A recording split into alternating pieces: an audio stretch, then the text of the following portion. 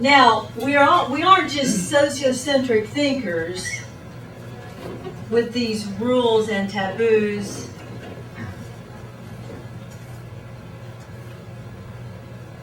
We're also egocentric, centered in ourselves, looking for what will serve me at the moment.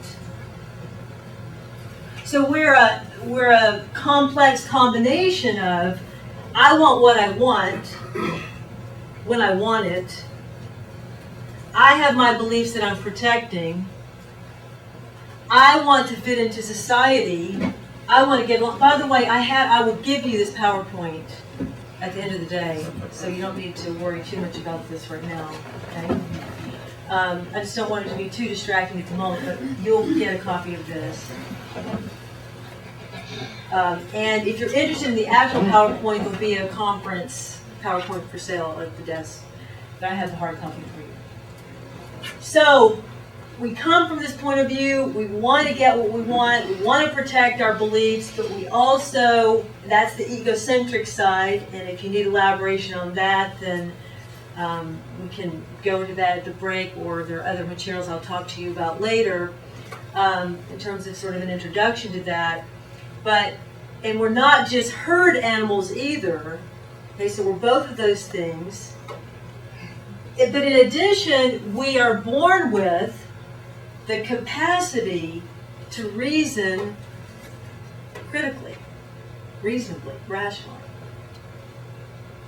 If we weren't, then we couldn't be in this room right now talking about this. Right? We would just be like other creatures, and if it looks like you need to kill it, you just kill it. You don't think about it. Although it could be argued that humans and maybe chimpanzees and just a few other species actually enjoy harming their fellows. Could be argued that humans are the most cruel and inhumane of all species. So we're the ones with the most capacity, and we're the ones causing the most harm. Now, if you're not sure, if you agree with that, I accept that right now. We'll sort of work our way forward. But in any case, we're born with all three of these tendencies: egocentric, sociocentric, and rational capacities.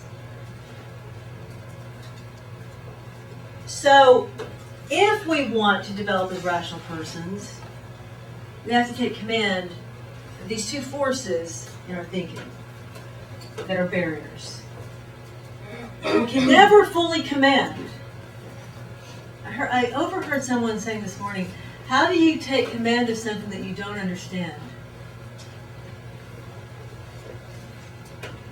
I secretly heard that. And that's a good question. Because there's a sense in which taking command is the right concept, or let's say a good concept, but that you will never fully command these forces because they're so powerful within us. So egocentric and sociocentric thought, I would say, are at the level of first order thinking. That's what we do first. And we see in the work of Piaget example after example after example, which showing us that we're fundamentally egocentric when we're born and when we're very young children. So we have that well documented, and we can see that that's what is implied by that is we're born that way. We just, that's where we begin. I come from my point of view. I see the world from my point of view. I don't automatically see the world from anyone else's point of view. And that's the egocentric piece.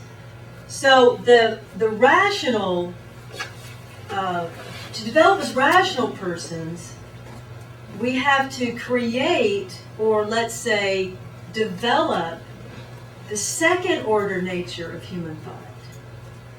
The second order nature is the part of us that has the ability to correct the first order problems. so that we can look at ourselves and how we're actually behaving in our marriages, in our parenting, in our classrooms, in every part of our lives, and we can start to fix the problems. We have that capacity. But for most people, it's very underdeveloped. So that all of us are kind of on what I think of as on a continuum. There is no one who is just completely egocentric, sociocentric, and has no developed rational capacities. Unless, I mean, there may be exceptions to that. Let's say a sociopath, and we'll sort of leave those to the clinical people, okay? But for the most part, we're on a continuum. We're not perfect, which would mean complete command of these forces in ourselves and active development every day toward a better way of living and being.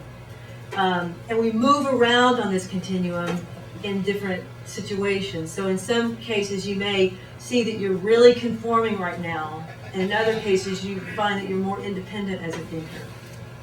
So you are able to look at where you are on this continuum at any given moment. And as I said, we may move around. So what we want to do is increasingly inch up. Get a little bit better every day, every month, every year in terms of our command of our minds. So let me just make one more point. What I'm saying is, tomorrow we're going to lay down the foundations of critical thinking, dealing with the intellectual standards, the elements of reasoning, the intellectual virtues. And what I'm saying to you is this: unless you get command of your egocentric and sociocentric nature, they're always lurking to hold you back. And I'm saying that, I'm not saying you can't develop as a reasoner without doing this, but I'm saying that I don't know anyone who has done it. Doesn't mean they don't exist. And I don't know how one would do it, because the mind is so quick to tell us, if we take the elements of reasoning, and some of you have not really been exposed to those yet, but if you think about the elements of reasoning, what we say in focusing on the elements is that, look, whenever you reason, these 8 parts are present. You have a purpose. You ask questions. You use information. There are implications of your reasoning. You begin with concepts. You begin with assumptions and so forth. Now, if you're not careful, the mind will tell you, I am gathering all the relevant information that I need in this case. Well, you're not. You're only gathering that which serves the interest of you or your group. But it looks to the mind as if you've got it all you need. Yes, I see that other information is important, but it's not something we need to focus on right now. Or this other information is just so much more important than that, and you just can't gather all the information. I mean, you've got to stop somewhere with your, all kinds of moves that the mind makes automatically, and we're so skilled automatically at self-deception that unless you really intervene with these concepts, I think you're going to be deficient. Most likely, as a thinker, that is, you won't be able to reach your potential. And finally, in terms of this, the point that I want to make now, if we don't face these truths about ourselves, then we won't be able to help our students understand these phenomena. And we won't appreciate the powerful forces against the development of rationality that they play in our classrooms. And so we won't be realistic about what it takes to teach students.